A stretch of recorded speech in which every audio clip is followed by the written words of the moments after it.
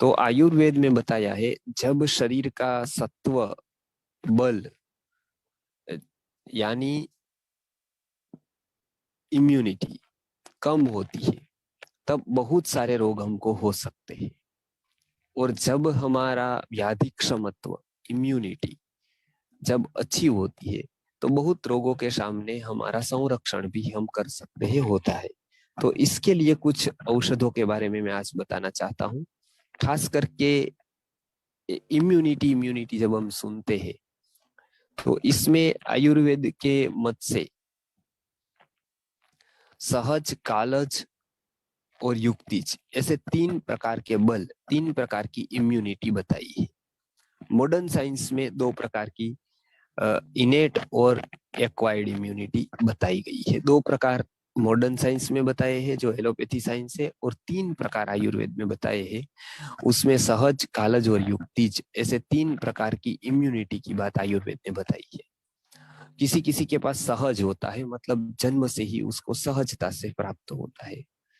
कोई कोई इम्यूनिटी कालज होती है, काल के अनुसार हम उसमें बढ़ती है घटती है, ऐसा काल के अनुसार होता है। जैसे युवा अवस्था में साधारण इसे इम्यूनिटी अच्छी होगी, लेकिन वृद्धावस्था में अच्छी नहीं रहेगी, बाल्यावस्था में भी अच्छी नहीं रहेगी। इसके लिए ज्यादातर रोग के शिकार बालक और वृद्ध हो सकते हैं, रहेंगे। उसी तरह से एक तीसरी इम्यूनिटी है, उसका नाम है युक्तिज।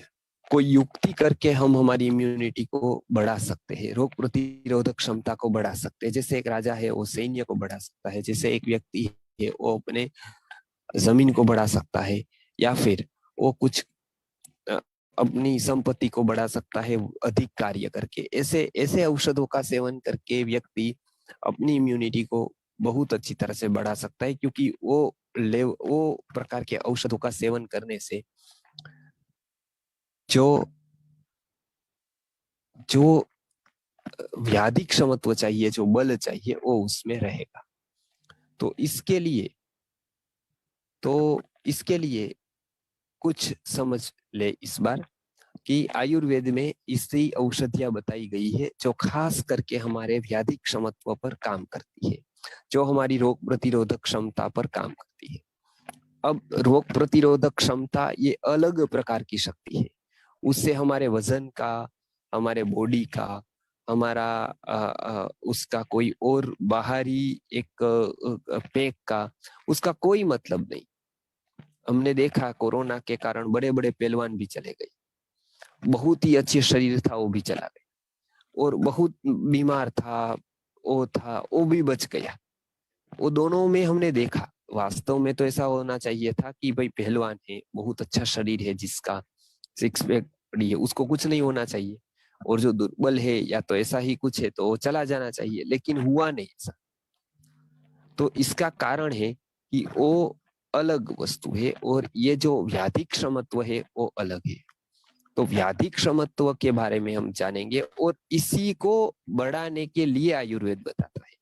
हमने देखा कि वो रोगों के सामने लड़ने के लिए आप जिम में कितना भी जाएंगे, आप कितना भी दौड़ लगाएंगे, सुबह कितने भी बजे उठ जाएंगे, और जो भी आपको पाउडर आते हैं प्रोटीन के और अलग अलग प्रकार के, उससे वो कुछ होगा नहीं। क्योंकि वो जो क्षमता बढ़ानी है वो शरीर के अंतर्गत दूसरी कोई क्षमता नहीं है, वो एक अलग प्रकार की क्षमता है।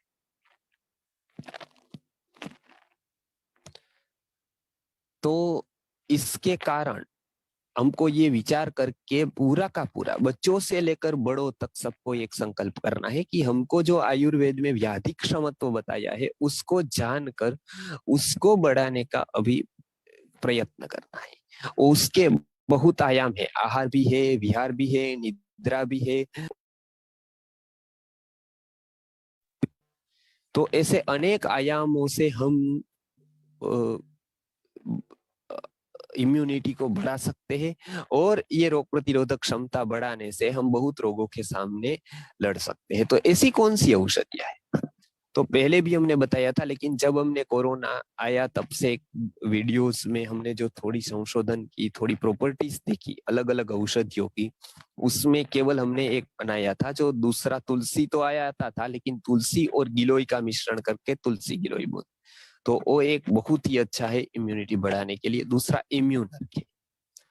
अलग अलग आयुर्वेद में औषधियां बताई है, जैसे दशमूल है, जैसे तुलसी है, जैसे गिलोय है, जैसे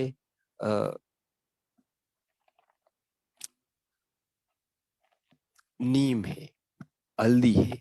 तो ये सारी औषधियां हमारे रोग प्रतिरोधक क्षमता को बढ़ाने के लिए कार्य करती है, कार्यरत होती है। पुनर्नवा है, गोक्षूर है, आंवला है, ऐसी बहुत सारी औषधियों का वर्णन आयुर्वेद में बताया गया है जो हमारी इम्यूनिटी को बढ़ाने के लिए कार्य करती है। तो वो व्याधि क्षमत्व और शक्तिदायक औषधियों से या मल्टीविटामिन से या और कोई दवाइयों से नहीं प्राप्त होता है। तो इसको हमको ध्यान में रखते हुए ये सीजन पे खास करके आहार कौन सा लेना है, तो जो धान्य वर्ग का आहार है, जो शाक वर्ग का, उसमें भी हरित वर्ग का आहार है, वो इम्यूनिटी को बढ़ाने के लिए बहुत ही अच्छा होता है। खास करके मूंग है, वो इम्यूनिटी के लिए बहुत ही अच्छा रहेगा। आम्ल की रसायनम है, आंवला का सेवन है, वो इम्यूनिटी के बढ़ाने के लिए बहुत अच्छा रहेगा। गरम गरम भोजन है, मतलब ताजा भोजन है, वो इम्यूनिटी बढ़ाने के लिए बहुत अच्छा रहेगा। गाय का दूध है, वो बहुत अच्छा रहेगा। गाय के घी का सेवन है मात्रा में, वो बहुत अच्छा रहेगा। तो ऐसे आहार द्रव्य है। विहार द्रव्यों में खास करके ब्रह्मचर्य का पालन है। सत्व का जितना हमको अभी शक्ति संरक्षण हो उतना अच्छा है। उसी से विपरीत यदि अधिक भोग होगा तो इम्यूनिटी कम होगी और अनेक प्रकार के रोगों की संभावना होगी।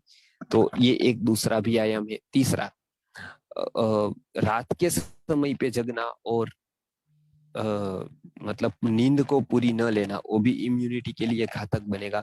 अति स्ट्रेस और चिंता लेना, डर रखना, भय लेना, वो भी इम्यूनिटी के लिए घातक रहेगा। ऐसे अनेक प्रकार से हमारी इम्यूनिटी प्रभावित होती है। डर से, भय से, चिंता से, बहुत सारे प्रकार है। तो इसको छोड़कर यदि हम कुछ औषधियों का सेवन करेंगे तो हमारी इम्यूनिटी अच्छी रहेगी। और खास करके हमको एक याद रखना है, पेट को अच्छा रखना है, क्योंकि यदि अजीर्ण हुआ तो सारे रोग होंगे हमको। इसके लिए आयुर्वेद में बताया है कि जीर्णे भोजन मात्रे, कि जीर्ण होने पर भोजन करो। अजीर्णे सर्वेपि रोगा जायन्ते मंदे अग्रो, मंद अग्र नहीं हुई कि सभी प्रकार के रोग।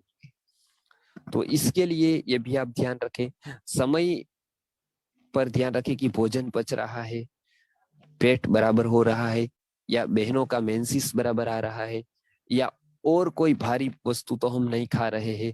बुखार आए तो भी ध्यान रखें कि इसमें कोई अपथ्य तो नहीं हो रहा है। खास करके बुखार आया और आपने कोकोनट खाया, कोपरा खाया, तो उससे कामला हो सकता है, उससे वो बुखार जीर्ण ज्वर हो सकता है, वो बुखार बढ़ सकता है।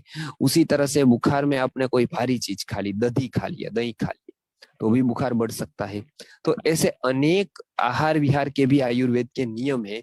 जो कभी बीमार हो तो हमको तुरंत पता होना चाहिए कि क्या हम आहार विहार और औषध का सेवन कर सकते हैं। इम्यूनिटी के लिए भी भारी खुराक बंद कर दे, हल्का भोजन वो इम्यूनिटी के लिए बहुत ही अच्छा होता है।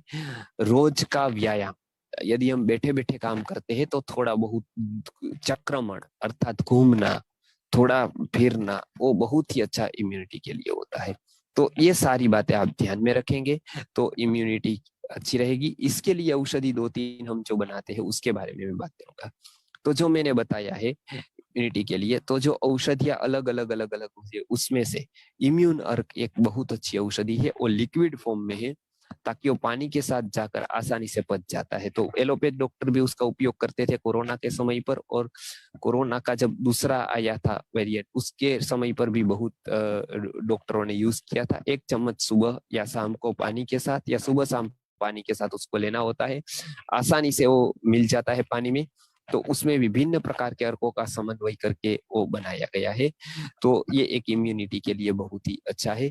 दूसरा, इम्यून प्राशन भी है, जो प्राशन के फॉर्म में च्यवनप्राश की तरह आता है, जो पंचगव्य भी उसमें होता है, तो वो भी एक बहुत ही अच्छा इम्यून प्राशन है। Immune IM drops plus IM plus और आईएम ड्रॉप्स भी है, तो वो भी सेवन कर सकते हैं और ड्रॉप्स के फॉर्म में आता है। और वो भी 5 या 10 बूंद बहुत ही अच्छा इफेक्ट करता है, क्योंकि आयुर्वेद का वो एक्सट्रैक्ट फॉर्म, अर्क फॉर्म है, सार रूप है, औषधियों का सार। जैसे घी, दूध का सार घी है, उसी तरह से अर्क का ऐसा ही है कि वो औषधियों का एक सार है। तो उस फॉर्म में उसको ड्रॉप्स के फॉर्म में भी बनाते हैं, आईएम ड्रॉप्स और आईएम प्लस। उसमें अलग अलग औषधियां, अश्वगंधा, शतावरी, गिलोय, ऐसी अलग अलग औषधियां उसमें होती है। इम्यून प्राशन में भी होती है, इम्यून अर्क में भी होती है। तो ऐसी विभिन्न औषधियों का संयोजन करके ये इम्यूनिटी के बढ़ाने के लिए खास करके ये तैयार किया गया है। क्या लाभ होते हैं, तो ये हमने देखा कि इससे रोग प्रतिरोधक क्षमता बढ़ती है। रोगों के सामने लड़ने की एक विशेष क्षमता चाहिए, जो इसको व्याधि क्षमत्व कहते हैं, वो व्याधि क्षमत्व के ऊपर बहुत ही अच्छा कार्य होता है। मानिए एक पंचकर्म जैसा हम कह सकते हैं कि इतना कार्य होता है। तो खास करके उसका सेवन अधिक, कब उसका सेवन करना चाहिए, जब हमको लगता है कि कोई इन्फेक्शन से रोग होने वाला है, तब हमारे सबसे ज्यादा हमारा सक्षमता होनी चाहिए वो इम्यूनिटी की होनी चाहिए। तो अभी के काल जैसा कोई भी प्रकार का रोग आने की संभावना हो, समाज में फैलने की संभावना हो, तब इसका सेवन करेंगे